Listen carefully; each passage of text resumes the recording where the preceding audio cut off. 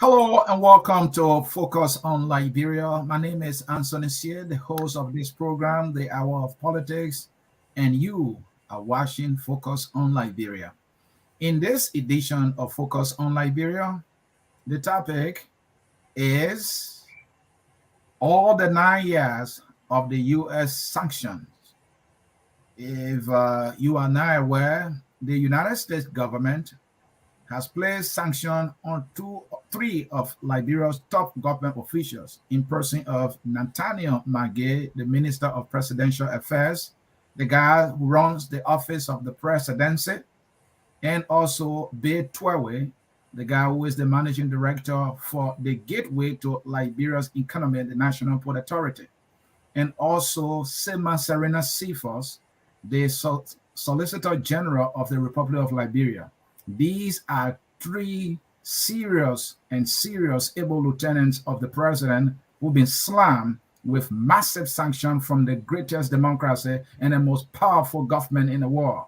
What are they up to here with this sanction? I have two of Liberia's best seated and ready to look at all the 9 years of the sanction. Here with me is a dear friend, somebody who is a true advocate in advocacy. Reverend Crow, welcome to Focus on Liberia. Thank you very much. All right. Also is my partner, even though we disagree almost like 100% of the time. Mr. Gerald Gitman is the host of our program On Point, where opinions are expressed, but from an informed position. It's good to have you, partner. How you doing? I'm doing very well. Thank you very much for the hard work that you guys do. I've always said it. Uh, your job is basically you are babysitting every one of us. We go do our thing. When we come, you still sit in that same seat. Doesn't matter how long, when we're 2 o'clock, 3 o'clock, you are there. Kudos to you. My hat off to what you guys do is true commitment to excellence. Thank you so very much. And it's always good. And we also appreciate your time and commitment to the work that we do here at Focus on Liberia. But today you are in a hard seat, Mr. Gibbon. You are a supporter, unbending, unrelenting, uncompromising supporter of President Weah. You drink from the Sacomoran cup, and you are not happy with this sanction. As for Reverend Crow, he sees a different side. He's like, we'd have been in America. What are you doing here? Hey, he's here. And he will give his side. Gentlemen, I can't welcome you enough. Let's get started. And Reverend Crow will start with Gavin here, actually, because he is the one, it is his government that's been slammed with this massive sanction. What is your take on this sanction, Mr. Gidman? Well, I want to get your opening statement. What is your reaction? Well, sanctions are good. Mm-hmm. And anybody that loves a nation or an organization or an institution, you will do all you can to protect that institution at every cost. And we appreciate that. What some of us disagree with, just like we did with the War and Economic Crime Court, there is those of us who are students of public policy and the social indexes. We see that if you are a parent or a father, we expect that you will be a disciplinarian, but there are 2 or 3 criteria in being a father or disciplinarian or public policy expert. It says you have to be consistent, you have to be reasonable, and you have to be fair. In this, we said, based on what Councillor Pearl Bull said, we knew very well from our point of view exactly where we were coming from when we opposed that particular document. She said, and I quote, "We have more names on our list of War and Economic Crime Court we agree on. But between Jerome Verrier's office And the president's office, most of the names and the recommendations that were made were either deleted or minimized. So fast forward to this sanction.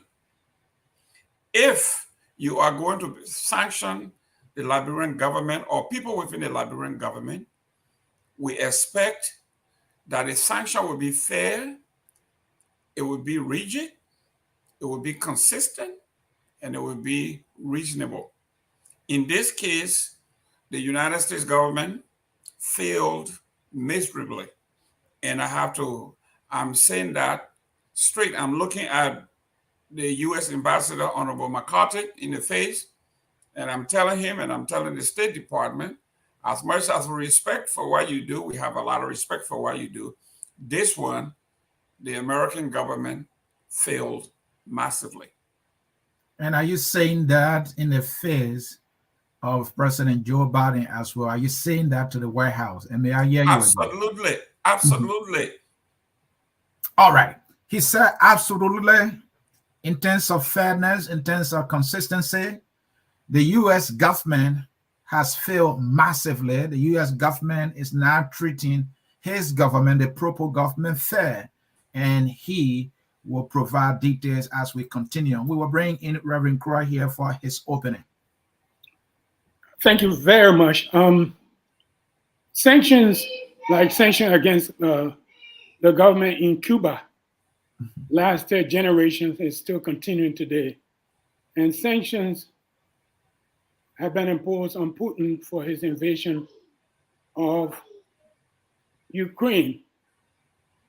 But will it work? I think that we are ready for us in Liberia. The main question we need to look at is our system of governance. What sort of system do we have in place? I think President Biden's sanctions are a little too late, too late, and is not capable of solving the problem in Liberia because of the following reasons. We need to tackle and mitigate ongoing harm of American colonization, the source of systemic corruption in Liberia.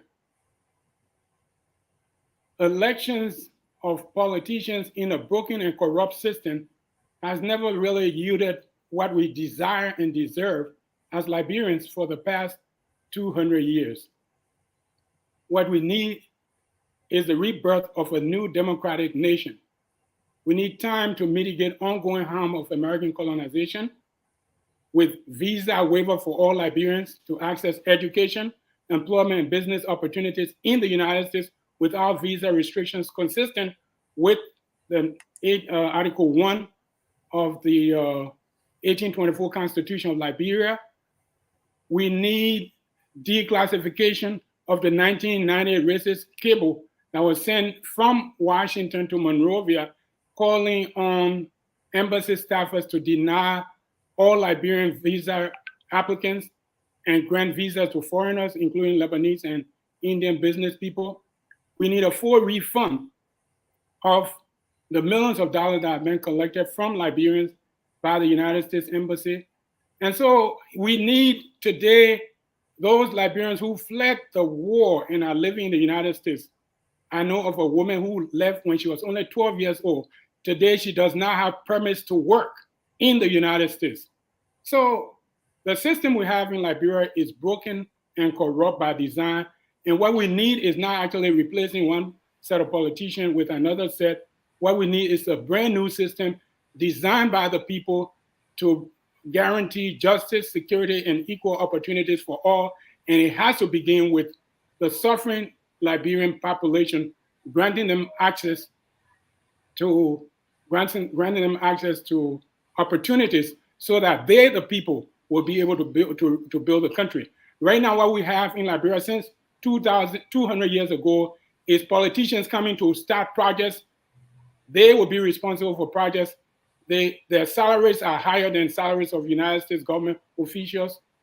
It's just crazy. And it has gone on for 200 years. The United States it's a corporate because United States is part of the system. United States designed the system in Liberia.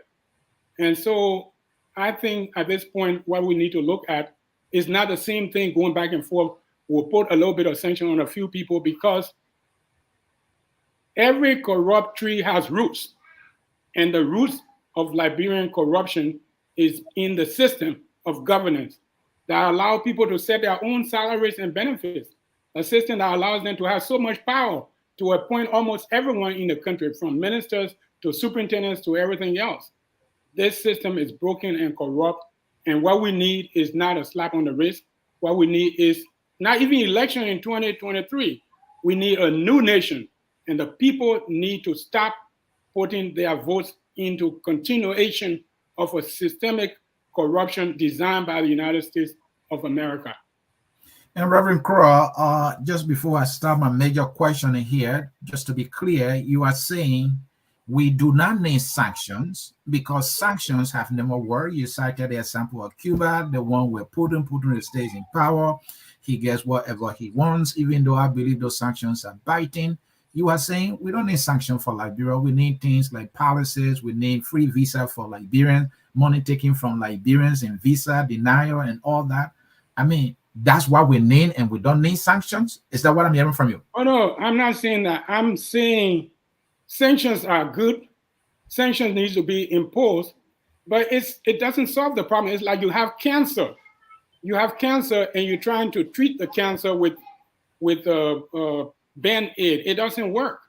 Sanctions, look, the entire resources of the country is being looted by our government, not just in this administration. It has been from the times of the beginning of this country. That's what I'm saying. So with that cancer and systemic corruption, which actually gives public servants a chance to set salaries and benefits far above the, look, in Massachusetts, we have $52.7 billion budget, and our lawmakers make less than $6,000 a month. $52.7 billion budget. Next door in Rhode Island, they have $13.5 billion budget. Their lawmakers make $15,000 a year. Up north of Massachusetts is New Hampshire, where you have about $13 billion budget, and the lawmakers make $200 for a 2-year term. Thank you. So you know, Liberia is broken, and the reason, one more thing I have to say, people are dying. Ritualistic killing continues. Here in the United States, you have people who are living in winter, and they came here as refugees of war, and the United States has discriminated against them as well. So you have people who are going to die if they don't have access to the basic human needs here in the United States, as well as in West Point. And Liberia can only be fixed with a new system coming into place where the people design the system and the people are the ones who guarantee justice. With that, are you saying that the U.S. government is not in a moral place here because it's more like the one that created the original sin of corruption? So it's not in the moral place to be sanctioning people? Is that what I'm hearing from you also? What I'm saying is that they are responsible when the United States Embassy collect millions of dollars from Liberia and deny them visa and give visa to Lebanese people for years, Lebanese businessmen for years, that needs to be mitigated. Where are the people going to go to court for that? Okay. So what I'm saying is this system, this broken system is killing people, and it needs to be replaced. And the United States government, if they want to do the right thing, instead of just mere sanctions, they need to start from scratch. And we, the people, need to demand that because we have not demanded it yet. And that is why precisely right now we are preparing a petition where all persons over 3 million signatures required in Liberia to make sure, number one, that Liberians have access to equal opportunities, because the people cannot have sustainable development relying on foreign governments. The people cannot rely on politicians. The people have to do it themselves. And to do it, they need to have access. And you are demanding of these things from the U.S. government and not your Liberian government? Yes, we are demanding from the United States government Okay, we'll get to the details there. We will get to the detail. Folks in cyberspace, if you are just joining us, this is, of course, the Hour of Politics here at Focus on Liberia, where we go into the issues and look at all the sides like no other. Welcome. Please do us that usual favor by sharing the show. If you're watching on YouTube, on Twitter, on Instagram and Facebook, please share with somebody. The conversation is getting started. We will be right back. At Focus on Liberia, we discuss everything Liberia, from education to politics, arts and culture, entertainment, agriculture, history, religion, family, and technology. Focus on Liberia uncovers and showcases the best of Liberia and shows the world the truth about Liberia.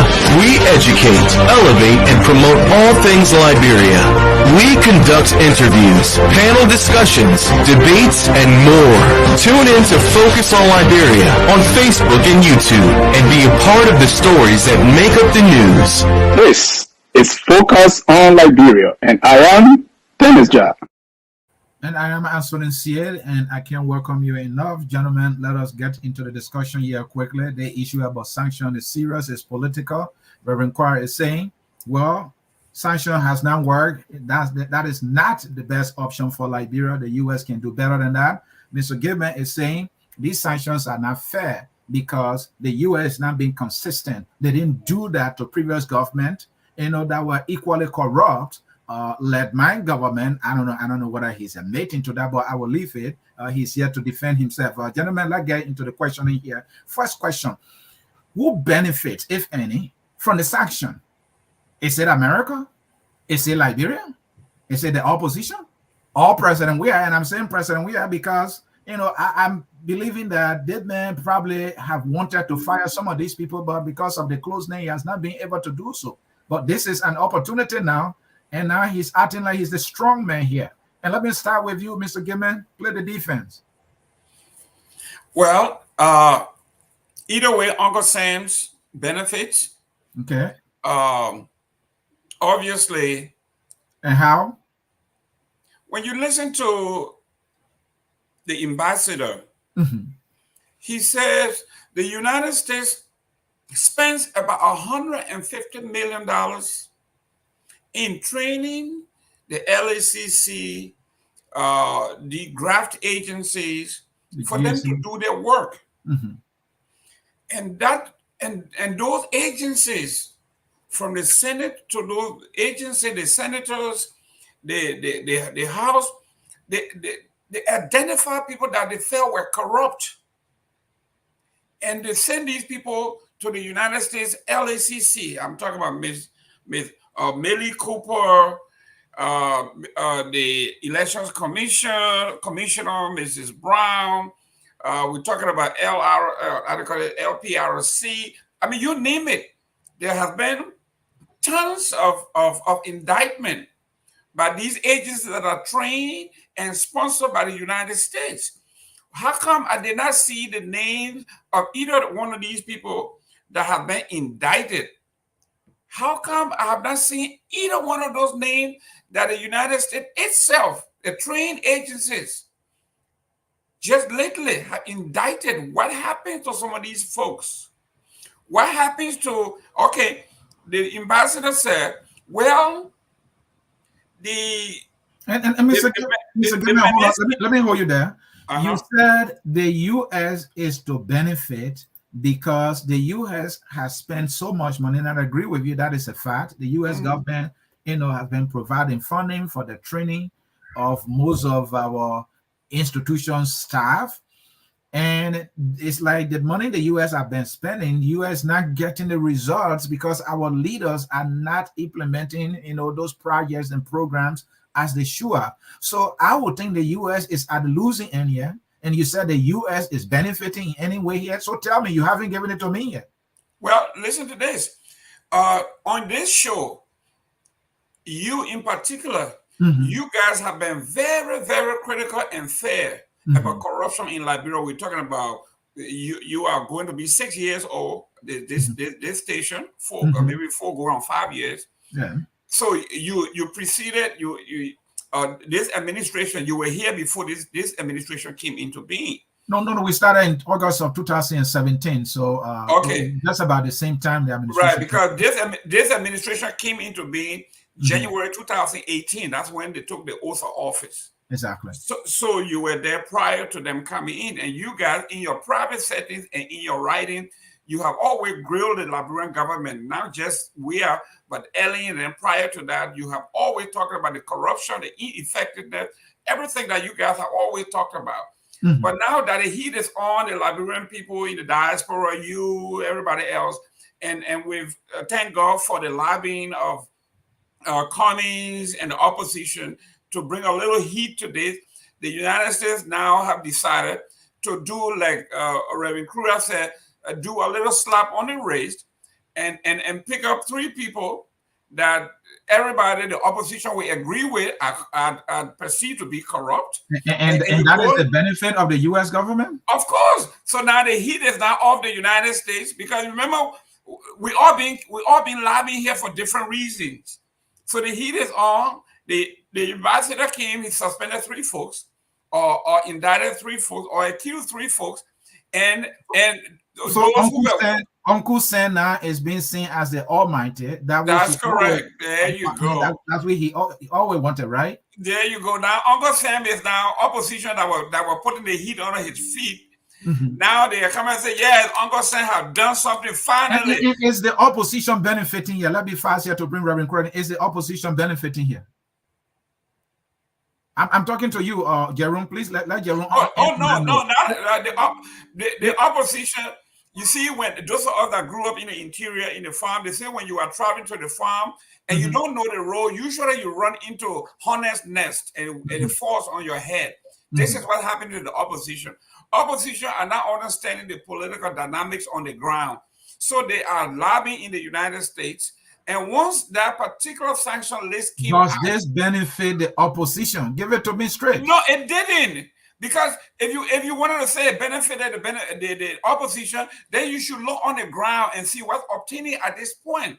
When President Weah entered West Point, it was like Jesus coming to Jerusalem. The people want to see their president. It's not a guarantee that they want him to be president. You remember what Cummings said? Cummings said he was going to make sure that President Weah was disliked by his people, and he was making one-term president. Is that happening? So well, we don't know yet, but I mean the time is coming. It's not election time yet. Well, from what we see on the ground, you heard the song.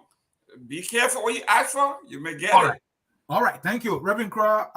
Is America benefiting? Is the opposition benefiting? Is President Weah in any shape or form benefiting from that which just happened? Look, when you have a situation where innocent children lose their life, nobody benefits.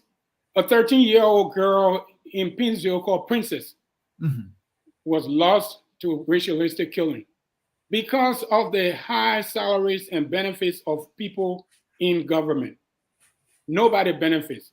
United States citizens and American taxpayers, what's happening in Liberia is completely unknown to them. Like, Americans don't even know. And American taxpayers are bankrolling this administration in Liberia today and administrations in the past. Americans are not winning. They're losing. The United States government may think they are winning because they're taking action. And I mean, I heard Ambassador Linda Greenfield talk about corruption in Liberia. I heard, a lot of Liberian American government officials talk about corruption, the rampant corruption in Liberia. What I have not heard is the declassification of an illegal cable that came from Washington in 1990 to Monrovia, ordering embassy staffers to discriminate against Black people who were Liberian citizens from coming to the United States. At the same time, that cable needs to be declassified today, so people can see the true nature of the government of the United States towards Liberia. I think it's a lose-lose situation. Americans, taxpayers are losing. Biggest loser here? Who is the biggest loser here? And you think the people of Liberia, the biggest losers are the people of Liberia. For example, right now, as I speak to you, there's a young woman here in the United States, like I said, and hundreds of young women in the United States. This woman left Liberia when she was only 12 years old because of the war that started in Boston, where I live. And today she does not have refugee status. She cannot work in the United States. It's a shame on President Biden because two times he has issued a DED. Why would you issue DED twice? Because the first one he did was not following precedent. As I speak to you right now, we have a situation where the United States government in the past 30 years. I know you're making your point there, but I want to know. I think President Weah has gotten a lot of help here. He has gotten a lot of what? This is something President Weah would have rather done, but he could not do because his hands were tied by Mange and many others. And the U.S. government just stepped in and say, hey, you must do this. So he have reason now to tell Mange, hey, I had to do it because Uncle Sen said so. He said, when President Weah started his presidency, he started building new houses. Mm-hmm. Where do you do that in the world? Where do you start building new houses as president? Mm-hmm. You know, and where is the money coming from? When he was soccer star, we didn't see all those buildings coming up. So what is it that he wanted to do so much that American government is trying to get him to do? I think I'm not in the business of criticizing governments in Liberia because I know the system is corrupt to the core by design. Based on what the founding fathers of Liberia said, they said, number one, the colonization of the free people of color will render the slaves who remain in America more obedient, more faithful, more honest, and consequently more useful to his master. It is proper to regard this happy consequence to both as the sole object for which the society exists. So when I see people dancing in West Point, a place that is unfit for human habitation, I see that the founding fathers of Liberia, the slave masters, dancing for whom? For their president? Whoever they're dancing for in West Point. West Point is not fit for human habitation. It's an example of you were talking about the people dancing in West Point for President. He was saying that the sanction will make President Weah popular and he's going to win election. I'm saying here that what the United States has done is a crime against humanity. When you create a colony, what specifically is crime against humanity? I just read it to you. When the United States taxpayers' money was used, when the United States military was used to create a colony in Africa for the purpose of removing American citizens out of this country, that was a crime against humanity that has not been mitigated up until now. And so they did it to keep slaves happy. And we see in Liberia Reverend Cry, let me stop you there. That was then. The history, we can't change it. Even though the history remains the history, but we can't change it. We have it in our power as a people to lobby with other governments, other people, other world powers, and to seek our best interest. These people were seeking their interest, even though they did it wrongly. So we can talk about that. But what I want to bring to your attention is this whole thing about sanction. I think the U.S. here might be winning. Van Sherman has been sanctioned. He's been crippled financially. And Prince Johnson has been sanctioned. He can't go anywhere. Some people are saying America is getting its way here. And the most powerful political actor to President, we are the guy who is the brain, you know, the everything and eyes and ears of President. We are now is off the job. I was reading the newspaper today, I think Smart News, and they said that he's being stripped of all the vehicles and even the security details. Mr. Gilman, let me bring you in here. This is your guy. This Mange guy is your guy. Is that true? Well, not to my knowledge. He has not been terminated. You are suspended due to investigation. As far as we are concerned, I think Reverend Kriya and you, from wherever you work, if we have a manual that guides us what we do, they tell you when you are suspended, these are the things that you are entitled to.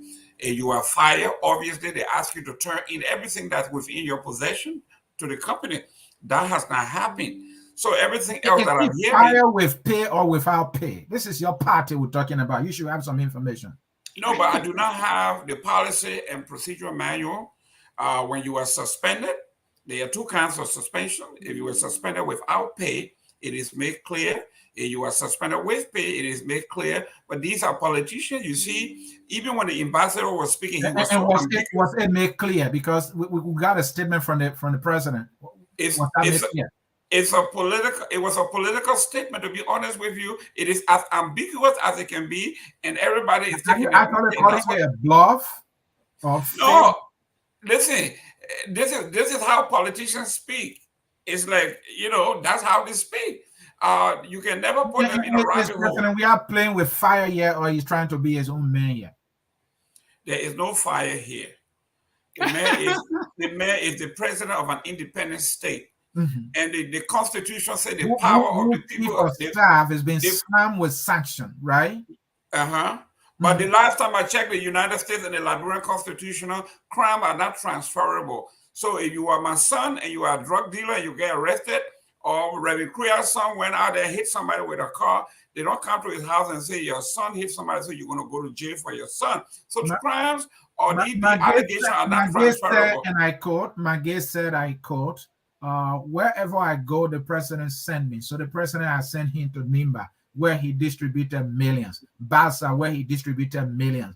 Bon County, where he distributed millions. Mangibi, where he distributed millions. And also in Nimba County, where he distributed millions in the name of scholarship for young people. He said the president sent me. In fact, the Magay's meal, that Gary he packaged for 1,800 primary schools, President, we are patriots on it. These are the kind of corruption they are talking about and calling them significant corruption. And you think the president is innocent?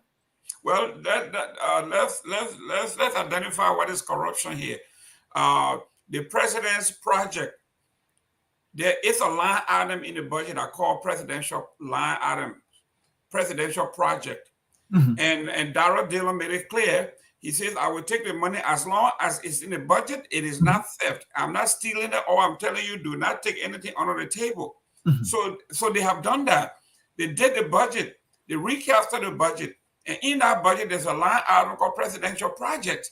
And when the president takes the money and doing the project, doesn't matter whether his face is on it or his signature is on it. When President Trump gave out the benefit last time for COVID, what did he do? Somebody checked had his name and his photograph on it. In fact, I have one that I photographed and I'm keeping it as a souvenir. So no, as long as it's in the budget, it's legally done, it's not corruption. Corruption is something that you've done outside of your office, outside of the constitutional provision of the country. Don't you see that as legalized corruption? I think corruption is not fair. When you take what is for the public, what is for a group of people in an unfair manner, so that you can have a beneficial advantage. All right, that is corruption, and they've done it legally. It does not negate the fact that that is corruption. Reverend Kwame, may I say something, please? So I'm looking at the allocations for Liberian legislators here, where it has listing of transportation allowance, foreign travel, $21,000, foreign travel and food and hotel, $35,000, foreign travel incidental $42,000, domestic travel, $12,000. All of these things are listed here. Compare that to child care, school meals. Compare that to the budget for hospitals. This entity, Republic of Liberia, may be legal, but it's completely broken by design, and it should not exist. It needs because if you have, like, for example, new car, $45,000, gasoline, fuel for vehicle, $117,000. What sort of a nonsense is that? And that I don't debate these things, because to me, if you know the source of the problem, you go to the source, and that's exactly what we're doing right now. $117,000 for where you're going to drive to go for a member of the legislature in Liberia? It doesn't make sense. But this is how it was designed by the United States government, and the United States government has not owned up to its own work of creating a colony by the legislature, the legislature, and today they're putting people at risk in the United States. President Biden is talking about defending Ukraine, but what's about right here in the United States? What's about in Pound Ridge Indian Reservation? The United States is going to fall unless the United States can start to do the right thing. And Reverend Crowd, going to the point, hold on there, going to the point of whether or not it's legal. And Jerome, you will come in. No, I'm saying it's legal, but it's wrong. It shouldn't exist. Yeah, and that's what I'm coming to there. And after you, I'll bring Jerome in. Jerome, you are aware of the new law that they are passing. The LSCC law has been revised. And in the revision of it, they are saying, hey, whatever they take, let me put it in simple terms, whatever they take, the law should not go after them.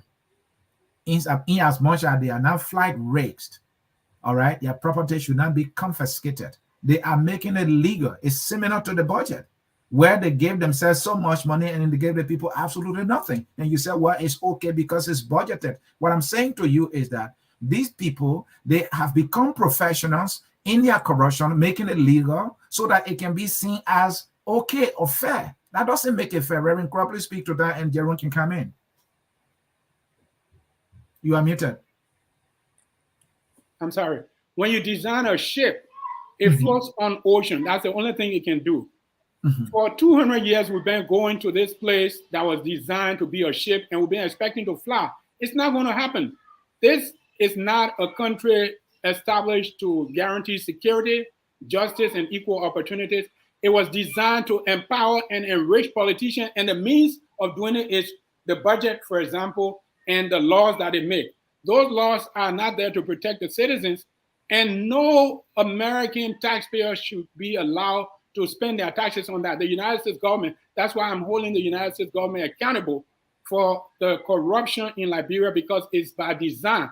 And Reverend Crowd, the Americans are making a little effort, arguably even more than our officials, because in Ellen's time, I know she suspended some people, but to what extent did she do that? She even took responsibility of some of the corruption that took place. Now, President Weah, he may have suspended a few people here and there, but those who are engaged in significant corruption, he did not even entertain the slightest thought of taking action. But the Americans that you are accusing of being the original sinner here are taking action because they know there are taxpayers' money involved in here. They've taken some action. Okay, so this is what the Bible says. Jesus was speaking, if your right hand offend you, cut it off. It's better for you to enter into life with one arm than for you to have two arms and go to hell. This entity is not working for the people. It should not exist. And nobody should actually vote within the system any longer, because voting cannot change anything in a system that was designed. Now, what is the solution then? What do we do? A new system. The solution is a new system of governance. A new system with the same people? No, created by the people. The new system of governance created by the people to offer security, justice, and equal opportunities to all. And it has to start. Don't you think the same America is not going to have influence in that same system? No, it's not. What's going on over there? The people take the money. First of all, Sanctions is not taking the money from the people. They're just restricting them. The money is still in their bank account. They're just stopping them from using it today. They may use it tomorrow when sanctions are lifted. At least they're putting in some strong deterrence here to scare some people that you can't. No. What I'm saying is, instead of having an entity that kills and destroys, we can create like Ghana. When Ghana got its independence, they decided for themselves, our country name is going to be called Ghana, and they decided what to do. When Rhodesia got its independence, they decided for themselves, our country is going to be Zimbabwe. Liberia has never been able to do any of these things by itself. We continue to carry the same thing that was designed by slave master James Monroe, a man who never freed a single slave. I don't think the change of name is the silver bullet to what. No. I'm not talking about the change of name. I'm talking about racialistic killing people in Monrovia. I'm talking about people who cannot go to school. I'm talking about people who cannot even get a job in a situation where we have a law that says all persons born in Liberia are entitled to all rights and privileges of Americans. Only the top opposition politicians have access to the United States. The top ruling party politicians have access to the United States. And so the United States connived with these partners in progress to basically destroy the life of Liberian people for years and years. It should not continue. Thank you. And Jerome, I was talking about how the governance of the state will even go to the length of passing laws that will protect them, because these people are aware they are looting the country, carrying on massive corruption, cheating our people. So they are putting in laws so that we cannot go after them when they leave office. Is that fair? Should we heal them because that is the law? Because that is your argument, and I disagree with that. Your response? Well, me, I'm always on the side of law. When you go to Liberia and you come to the United Even States, if the law is unfair, listen. Now you are making a moral argument. you are a fan of Dr. King. Hold on, you are a fan of Dr. King. We encourage us that when the law is not just, we should oppose the unjust laws. And that's true, but that is on a moral ground. This is where Reverend Kruger comes in, because he's the moral authority here. I'm a politician here. What I'm saying here, I'm on the side of law. I think Darrell Dillon, and this is terrible that I'm quoting a man that I dislike, not because as a human being, but as a politician. When he says, I am not against the $30,000, but I just told them, if you're going to take it, it should be in the law. Now that it's in the law, I'm going to take it. So as long as it is the law, why do we vote and change people during this by-election 2020? The opposition that came up with this mantra, they're going to change everything, and Monrovia, the Liberian government, is going to be semi-heaven. The entire opposition that won, what happened to them?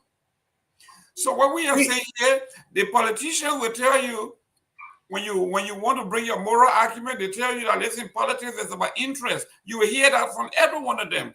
They will tell you politics is about interest. So that tells us the system we have, the Reverend Kruger is saying, it is individualized. And worse of that scene is the the tenure of these people that are in power. If you empower a senator to steal from you for a decade, 9 years, when he gets his job, he knows you cannot do anything to him. You put a representative there, you empower him for 6 years. Unfettered access to everything. You are talking about, somebody made an argument that all your boys are building big mansions, and I look at them, I say, I am in these United States. I don't know too many black folks or even white folks that made $250,000 a year plus, like those guys. These guys were selling widow market, they were selling chicken soup in the street, and they build their houses. Now they're making $250,000, and you don't want them to build mansions? So what I'm saying here is the corruption, it is baked into the system. I agree. We are looking at... I agree with you. Okay. No, listen, Anthony. For me, the government came to change it. That's why you ran with hope for change. What is the change? No, but what he's saying, I agree with him, is that they go by the law, and if whatever the law says is what they're going to do. So I think what we need to look at is the sum. You can't change the sum; you have to live with it, because it's an act of God. It was created by God. But if you see a system that is broken, a system that kills people, a system that robs people, you as a human being can change that system. And that's what we're trying to do now. We have to change the system in Liberia. Instead of voting to keep it going year after year, we keep our votes and bring a system that is going to be designed by the people, participatory democracy, whereby if you elect people, you can determine their salaries. If you elect people, you can withdraw them. You can withdraw your vote and recall the person. That's what we're talking about. That system exists in Switzerland. It exists in other places. Why can't it exist in Liberia? Do we have to continue to wait for racialistic killers to kill little children because of $250,000? I don't think it's right. That's why I think the solution is not to criticize the government. The solution is to call for systemic change. And that's what we are doing right now, calling for systemic change from the United States government, holding them accountable. As I speak to you, I just filed a lawsuit yesterday right here in the city of Boston against the Commonwealth of Massachusetts, against Boston, the Attorney General, for a particular issue. The city has apologized for slavery, but yet in Boston, you can register a nonprofit organization and just have only white people to be part of it, with people without lived experience. And you can set up a religious charity to go to Liberia to work for years without including those people. That has to change. Reverend Crowd, Yes. Jerome thinks America is selective here. And he's basing his point on the fact that there was corruption of the same magnitude and arguably more in the Ellen Johnson Sirleaf administration compared to President Weah's government. The U.S. government did not designate individuals in a position of trust. But for President Weah, they are doing it. Is the U.S. government selective? Do you agree with Jerome's argument here? I agree with him that U.S. government is selective, but I also agree that the United States government is wrong from the very beginning by creating and sustaining this corrupt entity. They do it. Look at Greenfield. She was ambassador in Liberia for many years. Mm-hmm. And under her watch, the people walk to the United States Embassy for visa. They get denied visa based on a fake interview, and they take their money from them. What is the difference of taking $160 from by a Liberian lawmaker and $160 by United States Embassy? United States Embassy is doing exactly the same thing that the Liberian government is doing. That's what I'm saying. So with that, I think I agree with what he's talking about. And Reverend Crowd, let me enforce that point. I'd agree with that too, right? Because, look, Jerome, let's be fair here. We all love America, and we'll continue to love America because there's so much good about America. And the fact is, you look at poor citizens in Liberia. Some of them don't even have jobs. They're seeking for the opportunity to come to America to work. They are playing by the rules. Show off to the embassy. Some of these people, sometimes it's their last penny for interview. The person did not make it in an interview. And then they take their money. And no, it's not that they don't make it. I'm telling you there, I work at the United States Embassy. I live in the United States Embassy compound. There is a document that needs to be declassified, which I'm also going to quote for that says, give visa. That interview was a fake interview because there is already a document that said, don't give visa to Liberians. And they still allow those Liberians to risk their life, come and go through the process as if they're going through interview. And they still deny them when the United States knows that Article 1 of the Constitution said all persons born in Liberia are entitled to all rights in the United States. Today, 516 sovereign nations, their citizens have access to the United States. 40 countries, including enemies of the United States, Japan, with 125 million population, South Korea, Germany, their citizens come here without a visa. But Reverend Pratt, even though I agree with you, but don't you think the funds that have been taken, the visa fees been taken from applicants, don't you think that's the money they're using to prepare for interview, the papers, the machine, and everything? And so it's fair for them to take that money? I'm saying this is illegal. It is illegal for you to have a document and know that this person, you've been ordered not to grant this person visa and still parade them through a fake interview and take their money. That's fraud. And the United States government is responsible for that. And that's why I'm pushing for that document to be declassified, because if you're going to accuse the Weah government of corruption, then you have to also look and see what you're doing right there with all these people who are losing millions of dollars. Besides that, right here in the United States, again, 13-year-old girl, she could be my grandchild or my great-grandchild, comes to the United States for refuge. And the United States is a signatory to the Geneva Convention. They have granted asylum to Ukrainians. They've granted it to Afghans. But when it comes to Liberians, President Biden did not follow precedent. He said, well, we'll give you DED today, but it's not going to cover everybody that's in the country today. That's not how precedent works. Yeah, so that is a great point there. The United States government has broken its own law in dealing with Liberia, and it has to be reversed. And we have to demand change by taking the matter to court. Thank you. I've already taken a step. Thank you. That's a fair point. And Jerome, I want you to reinforce your point here. Here is the thing.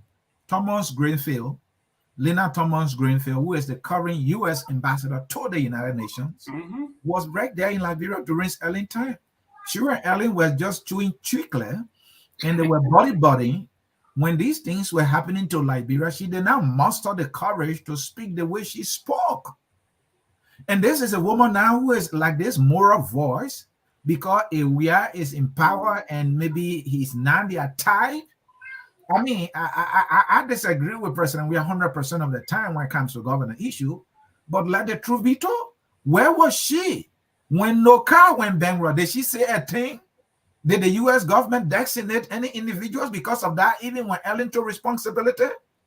Now, the more than means school kids were infested with HIV and AIDS. They didn't designate anybody for corruption. Speak to me. Well, we have said this and we'll continue to say this. In the United States, we have this dichotomy. We have this black and white issue they don't want to discuss. We want to talk about reparation. They don't want to discuss that. When you go anywhere, you talk about black and white issue, they tell you to hush. You are being divisive. You go to Liberia, there is a country, Congo divide. And I don't care who you are. I don't care how you sugarcoat it. It is there. When you look at Serena C from River G, you look at McGill from Bapulu, Bella Boy. You look at Twiwe from River Six. That wasn't a name. He's from Bella. That's a Bella Boy raised by the McGills.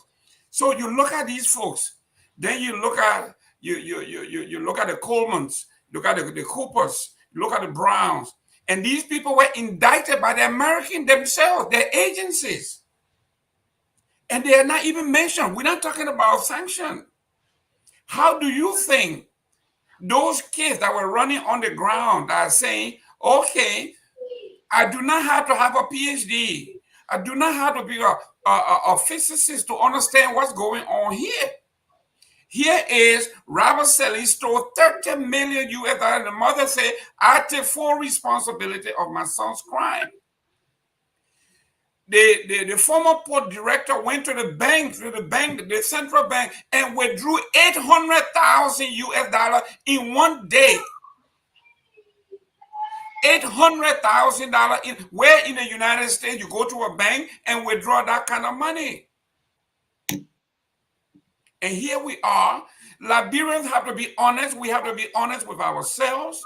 We have to be honest with our godfather, America, and say, if you want to come and help us, you got to come and help us. But putting us against each other, it's not going to happen. This conversation should not be. I have a question, Mr. Gimmon. The point you are making here is this is one is tough. Okay, you are saying Mange is from Bapolo. He is a native boy, and so he's been slang the same way for Seafalls and Twiwe, and if they were from the quote unquote American Liberian, I don't know if there's anything. My history teacher told me it's even wrong to call them American Liberians because in the first place they were not American when they were brought to Liberia for you to even call them American Liberians, right?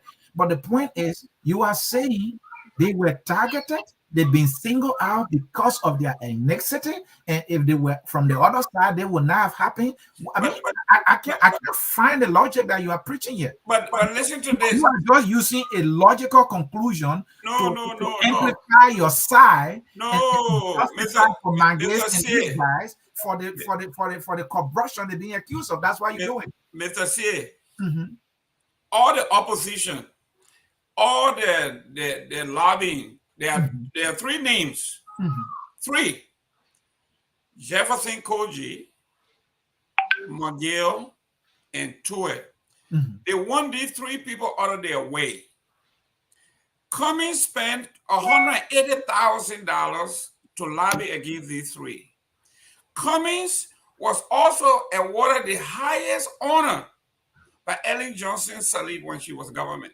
Where was the corruption just started in 2018? Where were these folks when $17.8 billion was sent to Liberia from 2005? Your political party, the CDC, did what opposition would do, right? Yes, CDC was the voice of the opposition at the time, and CDC was correct. That's correct. So here we are. Our question is, where were these people? Were there any corruption? There were no corruption at the time. And they are talking about, and let's look at the language of these sanctions. They are saying, Honorable McGill, he has the ability to manipulate, future investors that they are not even investors there, they're not even in Liberia. I mean, these are the kind of languages that when we look at, we are saying you are splitting hair. But don't you think Maggie has been manipulating the people by carrying Well, money? if manipulation is a crime, if it's a crime, then charge them with that crime. You are saying that you are saying the Serena Cephas may have gone light on money launderer by dropping charges in these United States. The Solicitor General, the Attorney General will tell you we drop the case because we know we cannot win the case in court. Lack of evidence. This is the American democracy we are practicing. He has the right to do so. And then your president adds on this. So let's bring that come to the other end here. And then your president, our president is acting on, because you are describing these sanctions are completely based on unfairness and that they are frivolous, right? But then President Weah is acting on that which is completely frivolous. Yes, the point too, though. And Reverend Crowley, let me bring you in. The GAC and the LACC, all right, those two institutions have indicted officials of the CDC government. President Weah did not act on it. The last time President Weah acted was when the very U.S. Embassy classified Eugene Fagon as dangerous. But when the legislators classified Eugene Fagon as a non-governmental material, President Weah did not act. So President Weah now is acting because America sneezes. Isn't that what it is, Reverend Crow? Again, for me, it's like we need to focus on change. We need to focus on how to sustain life and advance human progress. This entity, Liberia, and just arguing with what Mr. Gaiman has said back and forth. What I see is we need to create a better system. We need to create a good system. And we need to put our energy into focusing our time on how we can create this energy. How can we create a system of governance that honors the people, that does not allow politicians to be enriched and empowered? How do we have the people to have justice, security, and equal opportunities? I think the people should stop voting. Nobody forces anybody to vote. I think that this coming 2023 election should be the time where the people will say, this has not worked. It's never going to work. It's a bitter ball seed that was sown a long time ago. We need to sow a different seed. We're not going to put our gasoline in this corrupt vehicle that's going nowhere. And that's what I think needs to happen. Because in the interest of everyone, if we have a prosperous country, everyone is going to prosper. But if we have this thing where when one person gets in government, they rake all of the resources, take all the concessions, bribe everybody else, it's not good for anyone. It's not even good for the corrupt people themselves. And so that is what we have to bring to an end. We have to bring an end to this American colonization. That's what we need to do.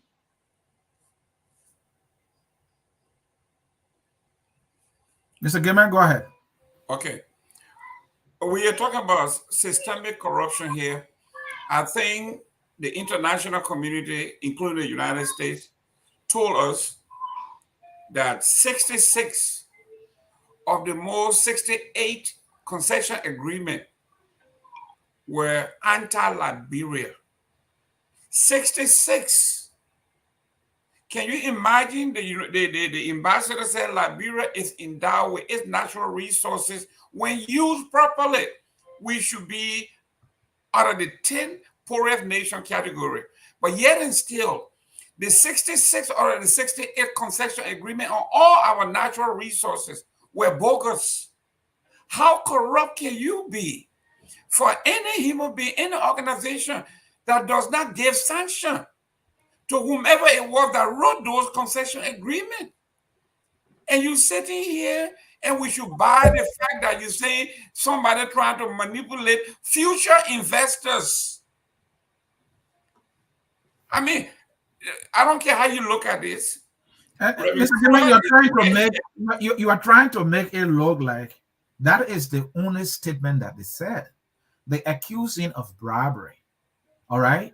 And you all know, if you look at last audit, I mean, see all the things. And this is the McGill. No. No, hold on, Mr. Gilman. I will bring it to you.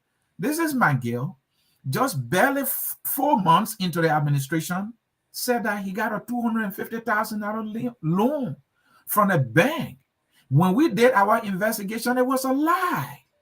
How did he get that money? And McGill is not only having 2-3 homes now, he's having more than that or about that. So where is the change? And look at McGill. I did a show here where a catalog McGill, spending. He went to Negro Town and he said that was a market woman organization. He said, just to run your small office, $2 million Liberian dollars. He said, just to run your office. And he said, this is just a small donation. McGill, a few weeks ago, went to Bum County and he gave $1 million Liberian dollars to Pine Wine Tappers Association. Mr. Gilman, the kind of money McGill has been distributing, and to our friends here in America, McGill purposely came here and gave them $100,000 to EULA and promised them $300,000 in the budget. I mean, this is McGill who could not afford even credit for his phone. And President, we have been sitting there. So this man's being accused of corruption is his own doing. Do you not see it that way? Listen, I was born in District Number 3, Gilman Town. Mm-hmm. My father never wore slippers. We were that poor. Mm-hmm. But he made sure that he sent us to folks so we could become indentured servants to live in a home and do chores to go to afternoon school after the children went. If you saw where I live in Florida, and I'm not boasting, God have blessed me. This facility I'm in, and the park across the street, I paid $1.5 million for it in 2008 through other means. If you went to Liberia and saw my homes and other things that I have there, you would never believe that this boy, whose father and mother never spoke a word of English, never wore shoes, first generation. So my lifestyle, if you did a lifestyle audit, nobody would believe that this man can make it this far. I was sitting with Joe Biden when he was vice president. I'm not sure you acquired. Hold on. After dinner, he asked me, "How did you make it this far?" Yeah, well, I was just about to say, okay. What I'm telling you here is, let us not base this on lifestyle because it could be deceptive. You did not acquire all of that in 5 years, right? No, and you work out, and there are paper trails for every penny you earn. Can we trade that for McGill? That's correct. These guys came from 0 to 1,000 in no time.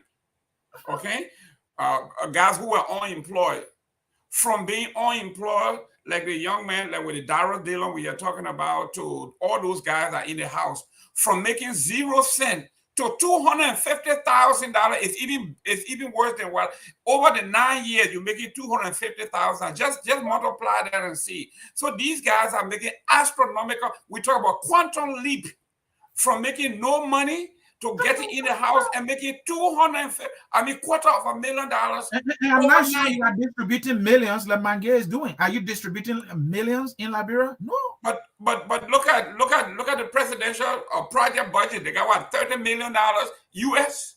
Are you kidding me? We're not talking about we're talking about money that we give them legally. You said is the law, so it's okay. But that's what they do. They do budget, and then the people approve it, and then they use it.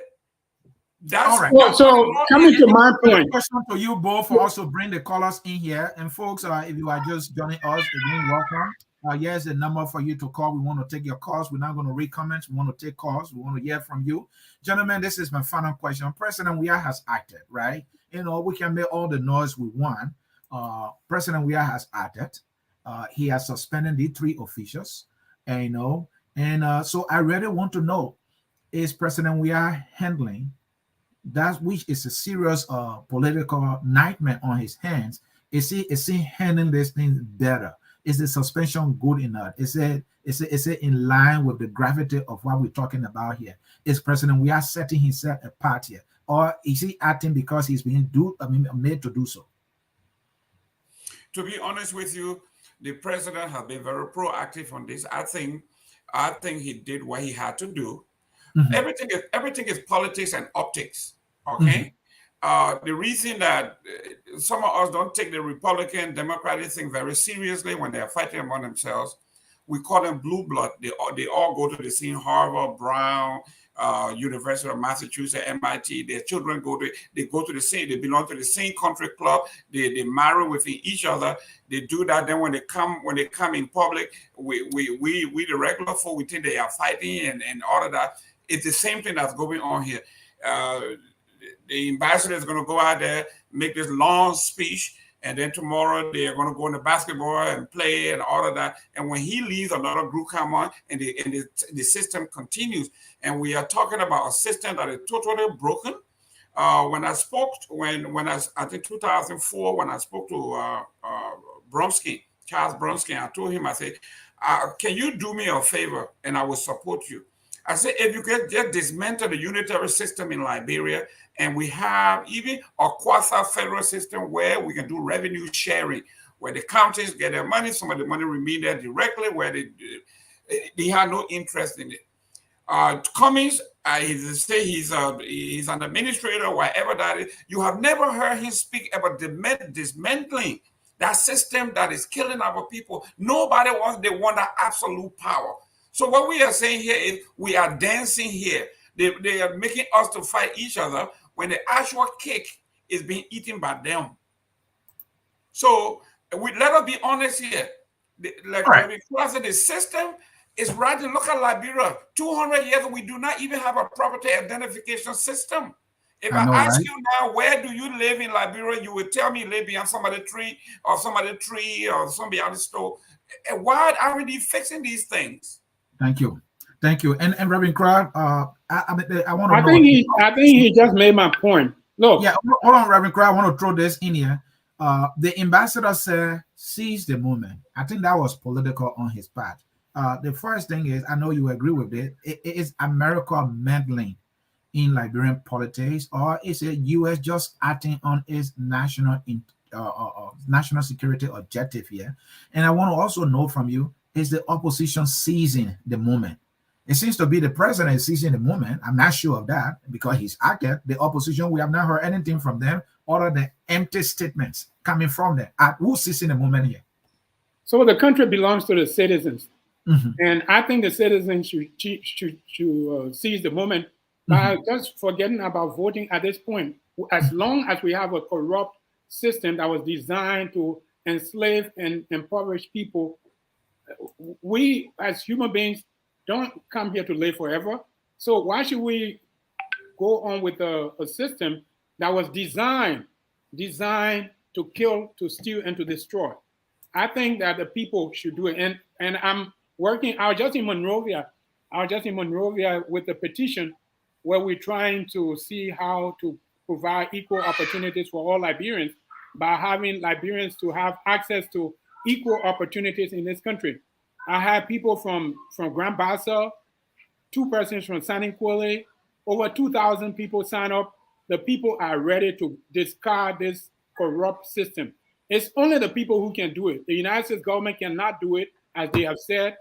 All we can do is to make a demand of the United States government.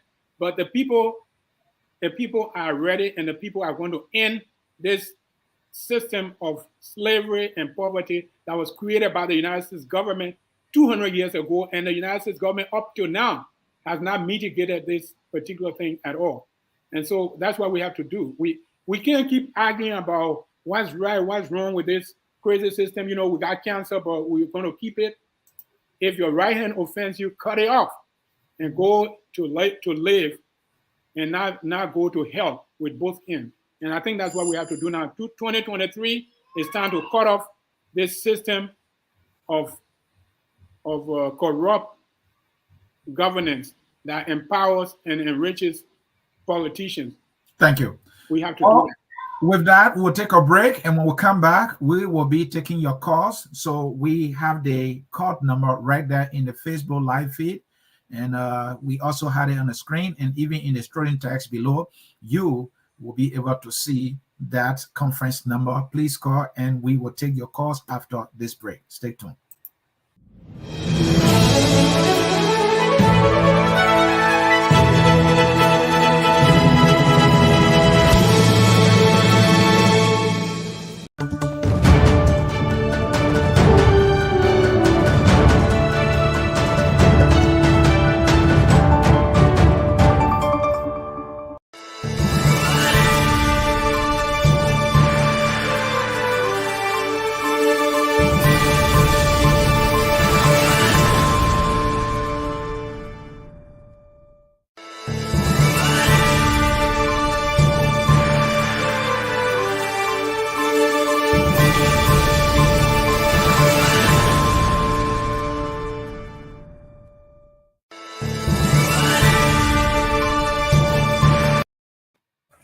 All right, folks, we are back with you here. My name is Ansony Sieh. It is about time for us to take your calls.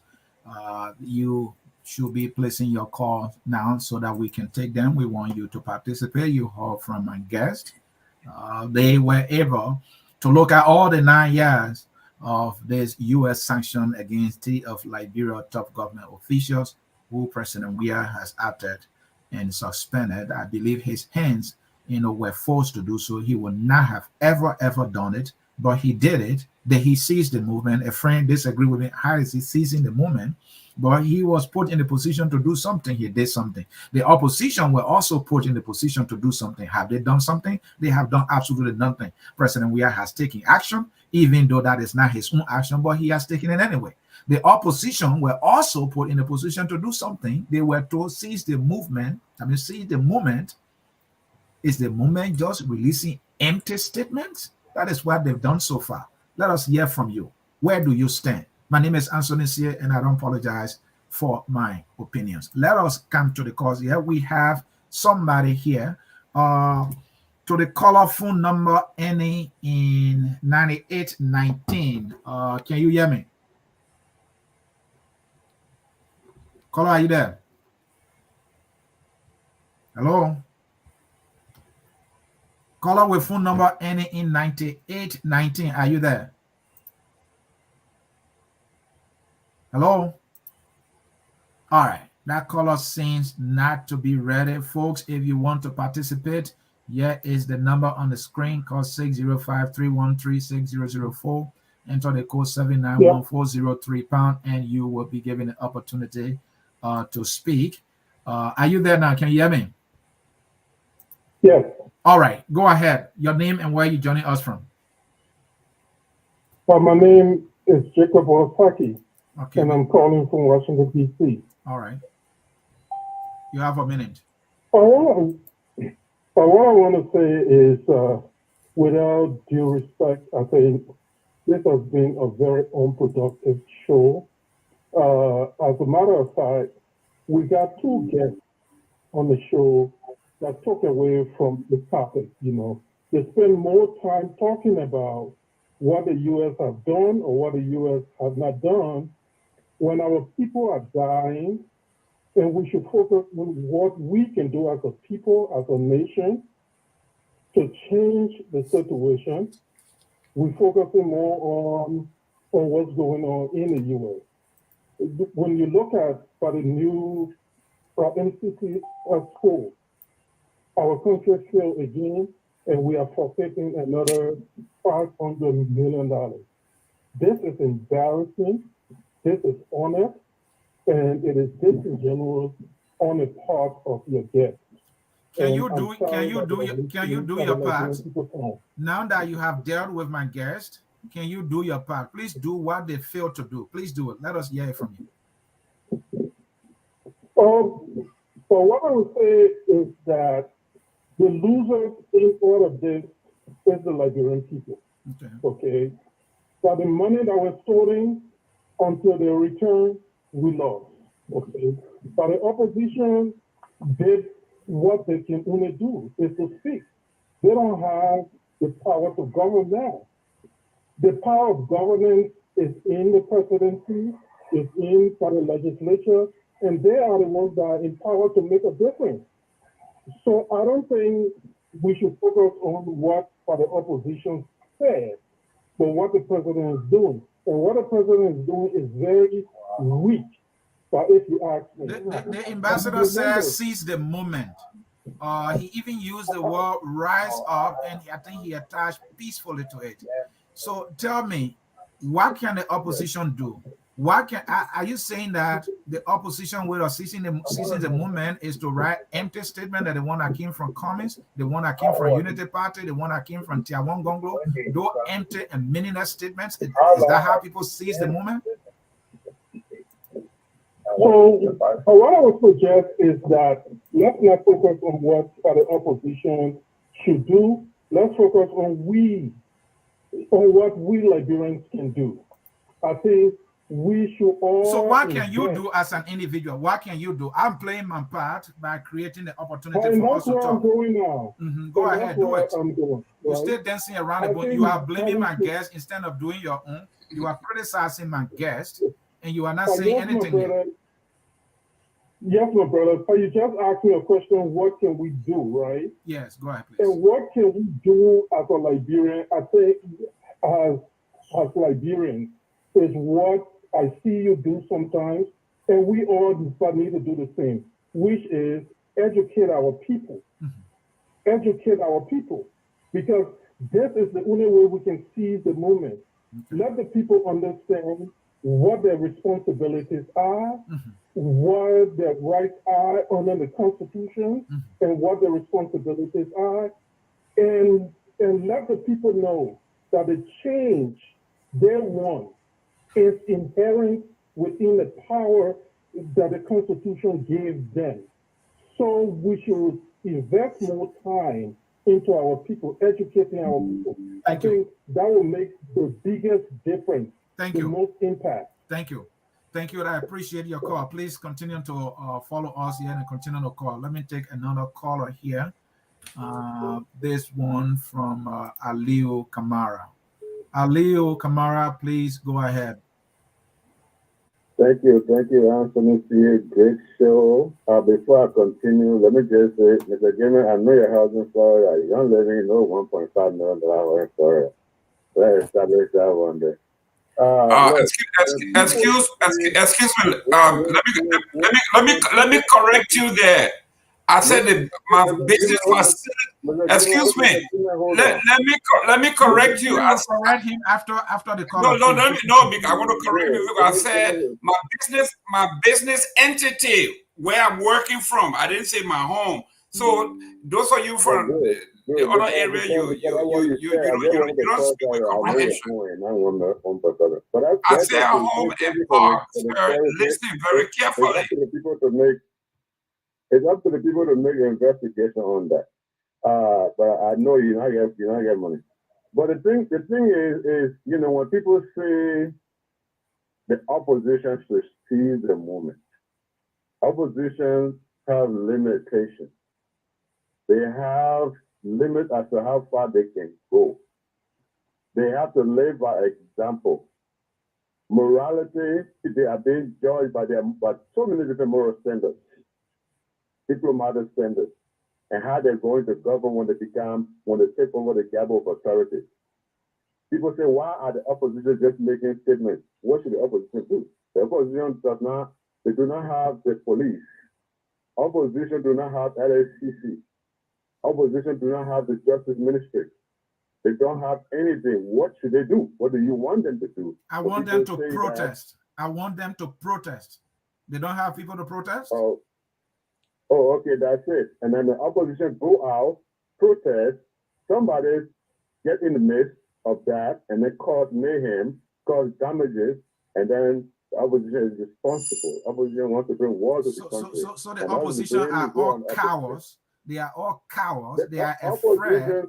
They are afraid of taking action for fear that somebody will do something. No, let me tell you something, Ali. No. They fear thing here. Don't come bring your lecture about fear. In this world we live, you got on the airplane and went to Liberia. Were you not afraid when you were in the air? You got on that plane anyway, isn't it? Anthony, Go ahead. Anthony, Go ahead. listen to this. Mhm. The opposition will not act based on public sentiment or emotion.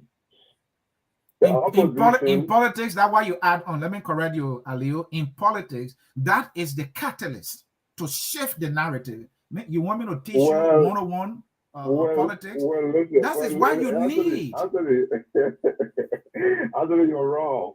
Go ahead. You're wrong. Go ahead. Your decision must be based with the realization of what the aftermath would be if you act. What could be if you act?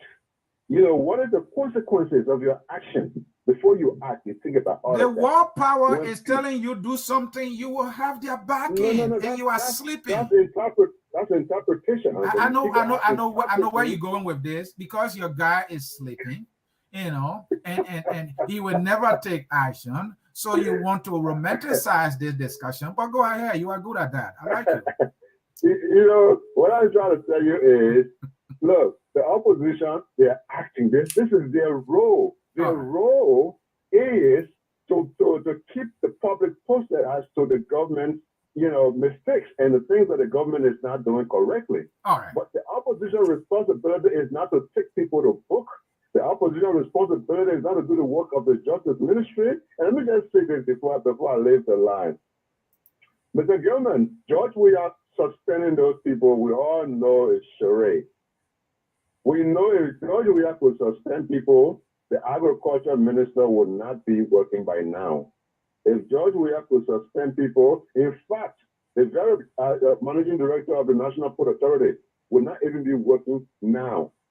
Because the 1.5 million we're talking about, there were living witnesses and evidences to those things who complained. And George Weah knew of the corruption, but did nothing. I think his hands are in the cookie jar. Yes. So bravo to the United States of America. Aliu? What is it? Yeah. Aliu, I agree with you that, you know, if President Weah ever wanted to do something, David Eto Brown Lasana would not be on the job. I think Jerome agrees with this one. The Minister of Agriculture would not be on the job. And we can go down the list, right? They would not be on the job. He never wanted to do any of these things. You know, America is happy here. You know. No. And even what you do is cosmetic, and people know, and the United States government actually do know that. Yeah. The government do know that. And if you get George Weah another 6 years, Liberia will just continue to get not only politically dilapidated, but even socially dilapidated.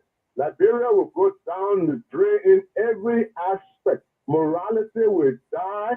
Confidence among Liberians will die. People will just settle for what they have. People will just consider themselves what they are. Aliu, just think, okay, this is our value. This is who we are. Yeah. Aliu, did you campaign for President Weah in 2017? let's not refuse this thing to that. What I'm trying to tell you here is Liberia is bigger than any particular individual. Okay? And this is why sometimes I get frustrated with Mr. Gilman and Mr. Cooney. Because when you look at he's doing what you did in 2017. No, but see, I did not campaign for Joseph Walker in 2017. He's doing what you're doing for Joseph Walker now.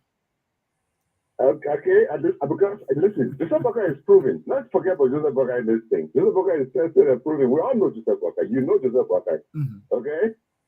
So, but George Weah, you know, George Weah surprised us. And this is why I get really frustrated with these guys who support George. I think Aliu, while we leave it there, others are waiting. I want you to conclude with this. You know, we were here when Mo Ali, you know, got in a situation he couldn't handle, and you know, Walker did absolutely nothing. And now you want to point the finger at those are trivia stuff. Two adult house sex, whose business is it? I mean, I want to talk about the real issues. Okay? All right. A woman and a man do things, that's between a woman and a man. If they explore, I mean, if something for some reason exposes, then, I mean, it is what it is. I want to talk about what affecting Liberian people. It's not true adult going in a hotel room.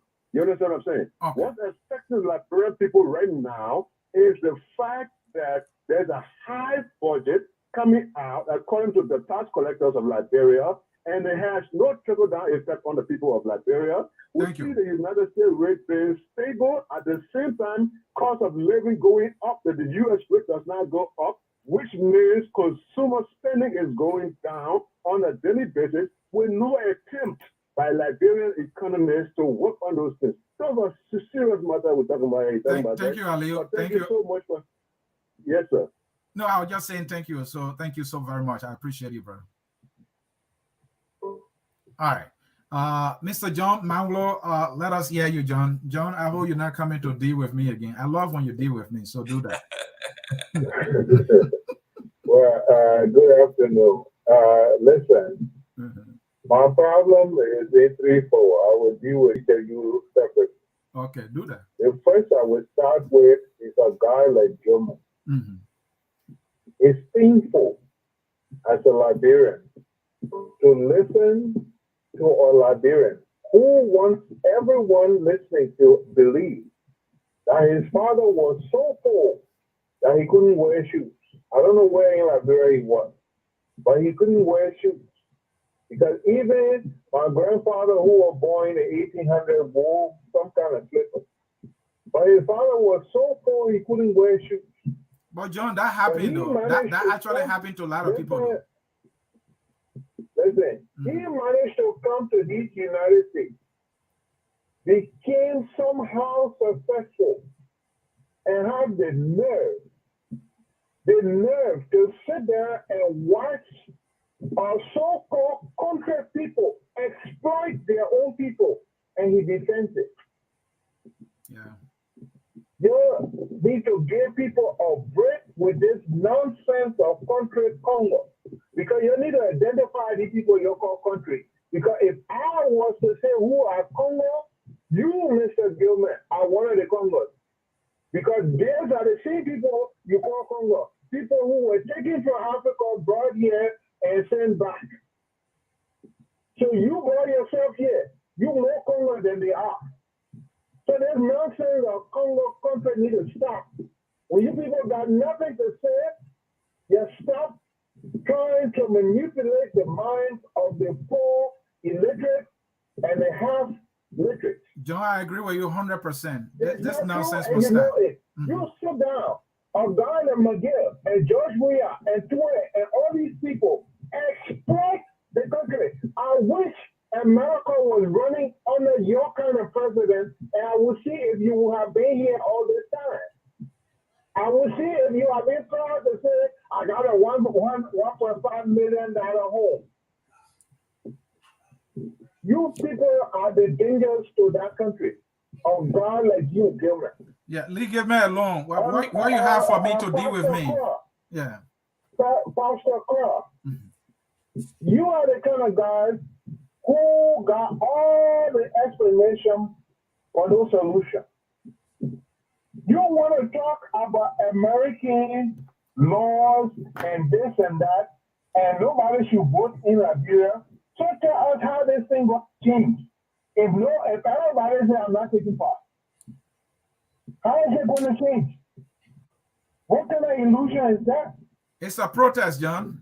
We have to participate so that it changes. I think Reverend Christ saying the people should protest. Our problem has always been us.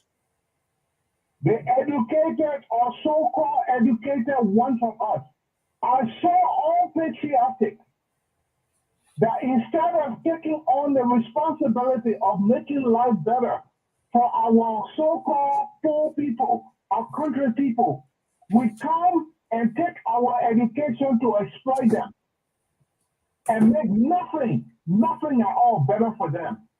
And guys like you sit there and want to play around and vacillate and call and talk about American politics. America didn't ask Liberia to do anything.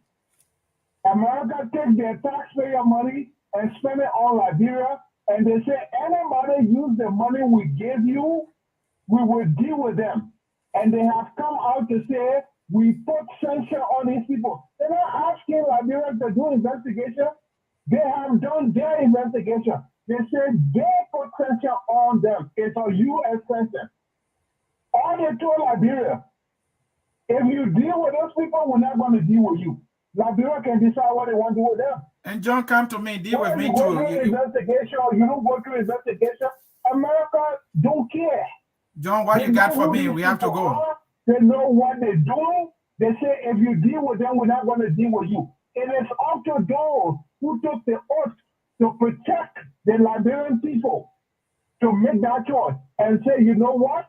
We're not going to stifle this country for you. So you will need to get out of here and let us move on. That's the only choice we got here. Yeah, John. America not asking you for investigation. John, you have to conclude. Others are waiting. John. Not guilty.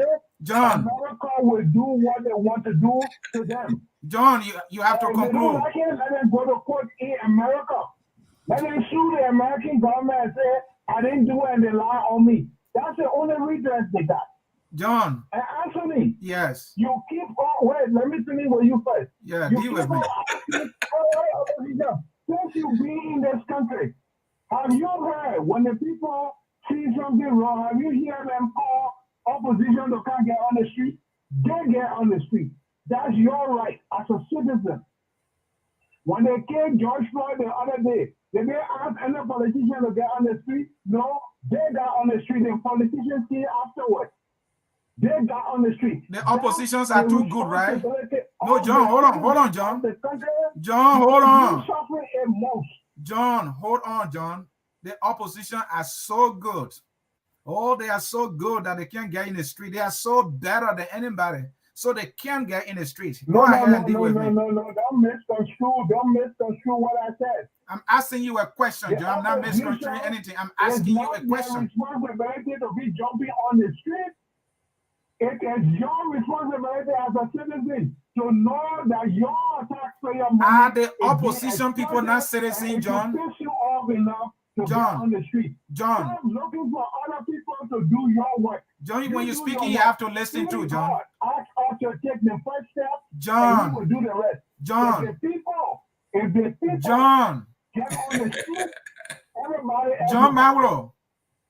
When you're speaking, you have to pay attention to. I know you are fired up, and I like people when they are fired. I'm enjoying you today, actually. The question I'm asking you, John, that I want you to conclude with, the opposition people you're talking about. You say here, when it happened here in Minnesota, George Floyd time, and any other time, the citizens get in the street, not opposition. So I'm asking you the question, are opposition people not citizens of Liberia? Is Cummings not a citizens of Liberia? All the other opposition, are they not citizens of Liberia? Can they not protest too? They all are. And so what's wrong with them protesting? Like you are. Do you know that you are citizen of Liberia before you always sit on your show and say what the opposition doing? What are you doing? I'm playing my part. Then you ask yourself that? I'm playing my part, John. What are you doing by sitting there and talking and blaming other people? What do you expect the guy in the media to do? What do you expect the guy in the media to do? What do you expect the guy in the media to do? To go and protest so Baka can become president? To go protest for Cummings to become president? No, that's not my job. When you show, you go outside and take your placard. That's what I expect you to do. All right. Because you know the difference between the mass protest and the politician protest. Thank you, John. And the opposition protest. Thank you, John. I have to take other calls. The opposition leader and jail him. Thank you, John. Mass protest is the will of the people. Thank you, John. The opposition protest can be considered political. John, thank you. Thank you. When something affects the country, the people need to stand up. I agree. The people need to stand up, John. One politician, let the damn people get on the street themselves because they're suffering it most. I agree with you, John. The people need to stand up for themselves. But I'm saying also the opposition, including your Cummings, our Bwaka, our political leaders, they are all citizens. They are part of the people. They themselves should even be the first to stand up because they are the one asking for the people's votes, and they need to do that, and you need to get it. All right, so that will do it with John Maulo. John, you can't take all the time. Let me bring Evan Morris. Mr. Morris, let us hear you quickly. Yeah, thank you. Thank you so much, Mr. Sieh. I'm glad I was able to catch the show today. I would just say this quickly and I'll get up the line. I think this is a good opportunity and a good excuse for we have to dismiss all of these corrupt people. Those 3 ministers that he suspended, he should dismiss them. they can't cry only get them on my head child. It's supposed to, you guys are corrupt, and there's nothing else I can do. Instead of hiding behind, he can hide behind that reason. Look at the Millennium Challenge. What we failed to do, $500 million US. We're not going to get in the country because we failed that challenge. Fire Twitter. Put everybody on the chopping block. Fire the agricultural ministry. We failed dismally on the fiscal policy on our team. What is Twitter doing? What benefit is he adding to the country or the president's government? Just we have to take him. He has to have some backbone. Put people out there to do real research and find real qualified people who have wealth of experience that can help our country. Or else you will have a failed presidency, and the Latino people will always remember how dismally he performed as a president. And moving to the opposition, Mr. Sieh, I agree with the last caller on one part. If you start having opposition people, organizing protests, you know what the sentiments would be. Oh, the people trying to overthrow the government. Oh, the plotting, they're trying to do this, they're trying to do that. And you see opposition leaders trying to be, starting to be targeted. So I agree with it. But the opposition as a whole, their job is to keep the government's feet to the fire with statements, with pointing out clear, instances of corruption, telling the people what the government faults are. They're not doing that in an effective way. So definitely they're feeling they're supported by not doing that in an effective manner. So that comment statement yesterday, that statement was kind of like, you waited for America to take action before you made a statement on corruption. Like the first time knowing that corruption was in the country. What's the good Joe doing right now? He made no statement yet. He's sitting there somewhere. He's not doing anything. He's the lead opposition. No, John. To Cummings' credit, we have our fairness, and you know that Cummings has been calling out corruption, even using the word even stealing. Joseph Walker's party, the Unity Party, was the first. Unity Party was the first to release a statement, but I'm saying that is not enough for the kind of thing we're talking about. Go ahead. Yeah, it's definitely not enough. And again, let's be honest here. When we move, we have to live. Let's say we put somebody like Joe Walker. What authority are we seeing Joe Walker say? Like they say, if the person will be sued by the New Year. We're seeing them, man, before he gained the presidency, we're seeing the style of leadership, we see the people that surround him. You think we'll be him better? Maybe it'll be a bit more sophisticated than we are, on a corruption, but it'll be the same corruption. Cummings we have hope for. But the one thing I see on him is he seems weak. He just seems like people can push over, people can out-muscle him when it comes to policy and taking action. But again, I'm very frustrated. The one thing I wish you guys would talk about, you guys this part of the show, is this a Millennium Challenge? Because that's money that's going out of our country's pocket. $500 million we're losing. That's a lot of money. Thank you. We have to take this opportunity to fire these people. Thank you for taking my call. Thank you, Evans. I agree with you. Cummings is out of strategy. He's weak politically. He has no strategy. The opposition is very weak. That's why Mr. Gimmer is always pounding on them. They are weak. They are weak. And they are weak. And I don't know how to even emphasize that. Folks in cyberspace, we want to say thanks to our many callers, those who commented. I've been reading the comments. My man Emery Benson Nico is busy here. Emery, thanks for coming. John Yenia, thank you. Emmanuel K, we thank you. All those that came and have been part of Wele Tuma Blade, thank you for being here. Let me recognize some of them here quickly. Let me see. Kona Monga, that is Arietta, thank you. James Zua, thank you for coming. We appreciate all of you who commented, and I usually read all the comments. Folks, thank you and thank you. Gentlemen, that will do it. We will now take your closing here, and we'll start with the man who is the sedition in the house here. Your closing. Well, first of all, let me thank you and thank the audience for tuning in. This is a hard job that you do, I always say. But for me, the work that I do, when we do something they call declaration, everything about me is book. And I wish all government would do that. About my home, my personal home, when my wife and the children decided the building of the house and everything, my home, when I paid for it, when I built it a few years ago, you can go to the county website, total $313,000. how much we pay to build my personal house, my private property, my business entity. That's the one I was talking. So you got to separate those two. My business entity is different from my personal property. You go to my county. These things are very easy. You go to the county website, it will tell you everything. So you don't have to worry and say somebody embellishing. I am blessed, and God has blessed me, and it's an open book. And I hope when you talk about lifestyle audit, this is what they call lifestyle audit, and it is so misleading that these guys who now having mansions and driving because they can afford it, they make more money. This is why when we talk about the referendum, we were talking about the referendum to make changes that Reverend Kruger talks about. The same opposition that are talking today, they campaigned and told the Liberian people defeat the entire referendum. You talk about hypocrisy? You talk about hypocrisy? We talk about tenure, we talk about salary, we talk about power.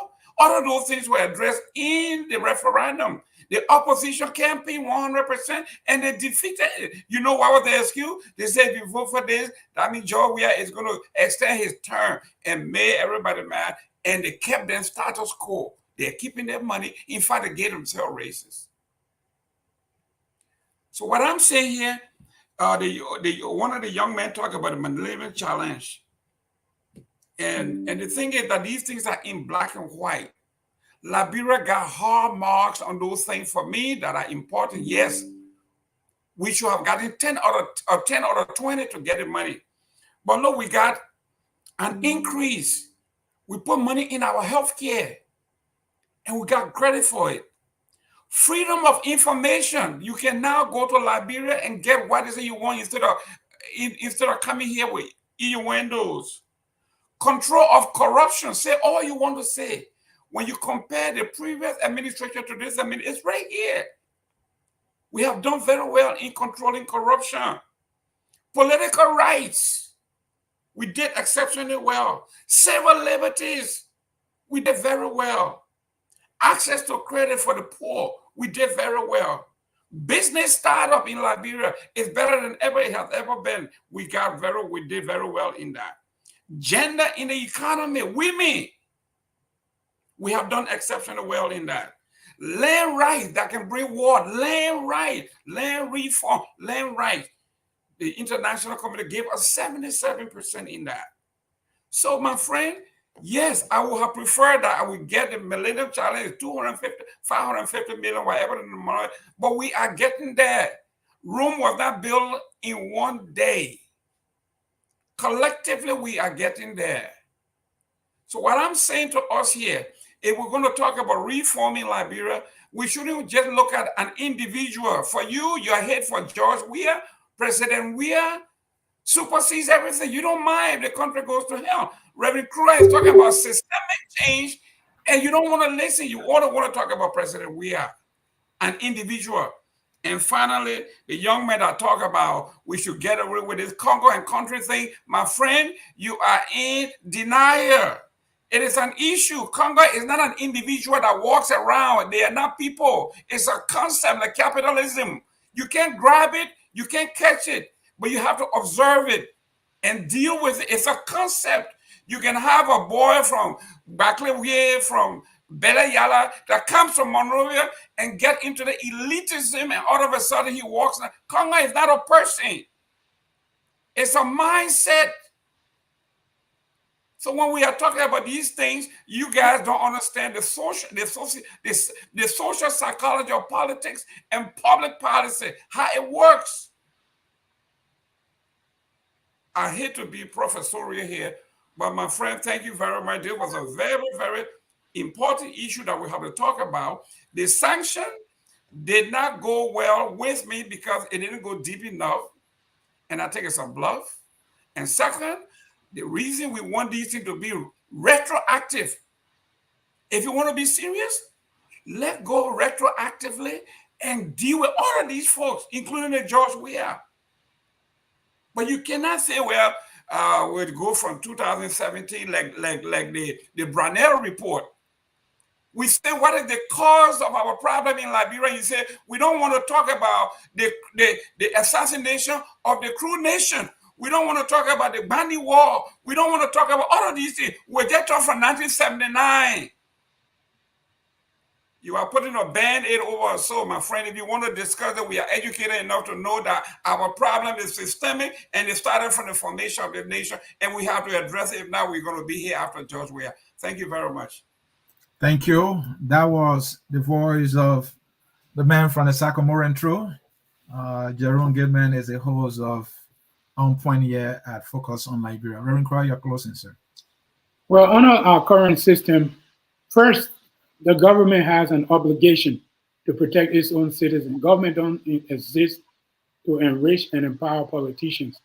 But our current system of governance, citizens can do nothing but vote, get angry at the insane level of corruption, vote again and vote and just keep voting all the time. In 200 years, we have voted for 10 African-American presidents to become president. We voted for a pastor in Toba. We voted for Harvard graduate. We even voted for warlords, soccer players. We've been there with the voting. But the truth of the matter is our system of governance is corrupt to the core by design. It was designed to enrich and empower politicians.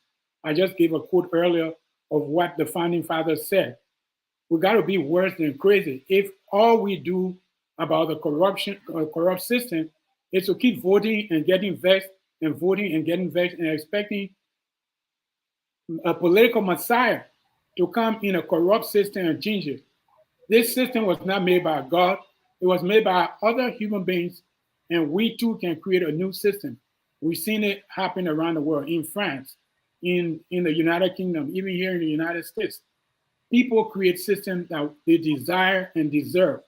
Our system is broken and corrupt to the core. And so I don't waste my time coming to argue about politics and politicians, because I know that whoever you put there with this corrupt system, according to Deming, you put a good person in a corrupt system, the system will always win. And so we have to look at what the Bible said. You reap what you sow. Matthew 12:33. Make a tree good, and its fruits will be good. Or make a tree corrupt, and its fruits will be corrupt. A tree is known by its fruits. What I'm telling all Liberians to do is we have human beings that are dying in Liberia. And we have human beings that are dying right here in the United States. We have not been treated fairly. It's unfair for a child at 12 years of age to leave her country and come to the United States, where she has lived now for only 8 years, and not have a chance to sustain herself. I carry to Ambassador McCarthy a hard copy of the problems that people face in this country. It has not been addressed. I am an American, I pay taxes, and I think it's so wrong that the United States government can deal with Ukrainians one way, deal with Afghans one way, and when it comes to Liberians, people who helped to build this country, people whose land have been exploited by the United States for 200 years, for them to be wasted here in the country. And in Liberia, millions of dollars collected from poor people when the embassy staffers know that they have been instructed to violate American laws. So that's where I stand. I think it's time for change. And the change is not going to wait for us. We need to change right now. I'm calling on everybody to go to the Free Liberia website, freeliberia.org. Let's start with change, and let the change start with the people themselves. Because without the people, we cannot have democracy, because democracy is the government of the people, by the people, and for the people. But the people must first have access to quality education, employment, and business opportunities. Currently, we don't. And that is where we need to begin. So I'm going to go to the people and have them, we already gone to the people, we are asking them to vote for themselves. Instead of voting for politicians and getting angry, they vote for themselves, for us to demand from the United States government that all Liberians, all persons born in Liberia, consistent with American laws and Liberian laws, Article 1 of 1824, all persons born in Liberia must be allowed to have access to all opportunities enjoyed by the United States, as Japanese are doing, South Koreans are doing, Germans are doing, and 500 and 16 sovereign indigenous nations are doing right here in the United States. That's where we begin, with the people. Thank you very much. All right. Thank you. Thank you and thank you. And with that, I will take a break and I will bring my closing. Stay tuned, folks. I will take a break and bring my closing.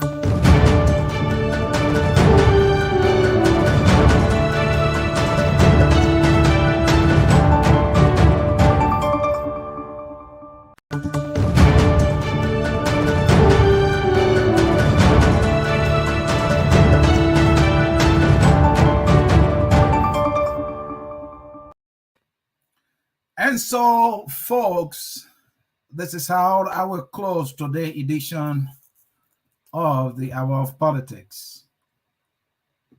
What is politics? It is about how we govern our country, how we run our country for the sole purpose of creating opportunities for the people. It is a democracy, they say, by the people, of the people, and for the people. That is the key one. It is for the benefit of the people. It's for improving their human condition, improving their material well-being, so as to make life livable for them, so as to create prosperity. Is that the case in Liberia? Today, as we speak, leaders of our country have been sanctioned by another country because they have let themselves and their people down. They've been accused of stealing. How long are we going to remain on this track? So I'm not going to preach today. I'm going to leave you with 20 questions for my closing. Are the sanctions fair? Were people in the Unity Party who carry on corruption sanctioned? So that's why I asked the question. Are the sanctions fair? Is President we are being targeted here? Ellen Stowe, we know that for a fact. Corruption was in her government. Was he sanctioned? No, she was not sanctioned. So we ask the question, is President we are targeted? Is it true that the corruption is so massive and he so sits so profoundly, and so this sanction is necessary? Are the American right here to take action because they have money in this thing too? Can you answer that question? And actually, are those sanctions corrupt? If they are corrupt, then why are people making all the noise? If they have done something wrong, should the people who they have wronged take action? The American think these people are, they wrong the Liberian people. They wrong them too because they're pumping their money in our country. So they have taken action. So I ask the question, as those who have been suspended, are they corrupt? What is your answer? I know your answer. Are they suspended with pay? Do we know that they've been suspended with pay? Is the president going to make sure that the state going to get paid even though they're suspended? Do we know that? Do you trust the investigation, President? We have launched an investigation. Do you trust that investigation? And who is doing the investigation anyway? How long will the investigation last? Does CDC, the party, welcome this particular sanction? This sanction, does CDC welcome them? Can CDC come to answer that question? Is America helping the opposition here? If anybody is to benefit, is it the opposition? Is that the Liberian people? Is America hurting President we are here? Or are they helping him? Somebody may think they are helping him because he will not have suspended these people if America had not acted. And these people had a hold on him. They were like a dragnet on his administration. Now he's acted only because America has acted. Are they helping him or are they hurting him? What is your answer? Do you see more names coming? Do you trust America? Is America up to something here, or is it just protecting her national security interest? Will they impact the 2023 presidential election? And who do you blame in all of this? And why? Do you blame Mange and those people who were involved allegedly in this corruption? Or do you blame the one who appointed them in the first place and who also kept them on the job? Who do you blame? Or do you blame the Liberian people who voted the CDC? Who do you blame? What should the CDC as a party do now? It is in charge here. Mr. President, we are continuing this useless county tour while there's serious troubles he's having on his hand. He's having serious trouble on his hand right now. And he continues his tour because there's some money in it. Or it's campaigning. What should the lawmakers do? The ones you elected, the ones from your town and from your county, who you claim are representing you. What should they do? Should they cast a vote of no confidence in these individuals and demand President Weah to fire them? The last time they declared Eugene Fagon a non-governmental material, President Weah never acted until the Americans spoke. What should they do? Whatever they do will even have an impact. And finally, you, the people, what should the citizen do? These are the 100 questions that I have for you as my closing for today. The song that takes us home is We Are All Liberians.